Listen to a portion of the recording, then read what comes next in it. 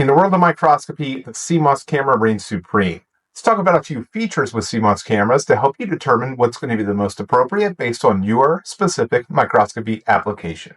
The first thing to consider is color versus monochrome.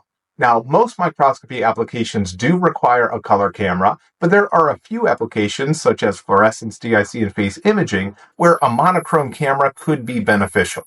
Color cameras utilize what's called a Bayer mask or Bayer filter, and these are essentially color filters in front of each pixel that allow the sensor to interpolate different color values. Monochrome cameras do not have a Bayer mask, and this is actually beneficial for things like fluorescence because it allows more light to get to each pixel. This is critical for things like fluorescence because typically samples are extremely dim and you want to capture as much light to the sensor as possible. The next feature to consider is pixel size. And this is going to be completely dependent on the magnification that you're using.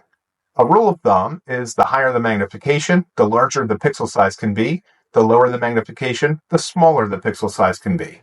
You can use something called Nyquist sampling to determine what the appropriate pixel size is based on your typical magnification. There are lots of tools and calculators online to help you determine what the correct pixel size is going to be based on your application and magnification range. Let's talk about resolution. I know it seems like the more resolution, the better, right?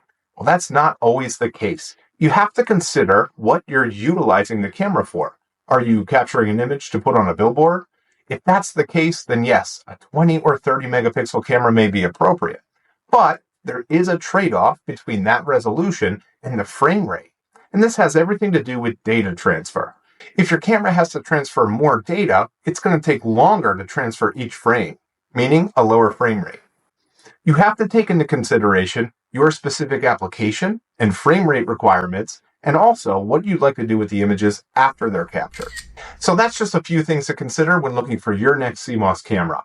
If you have questions about CMOS cameras or things that we didn't cover in this video, feel free to leave a comment below or send me a message.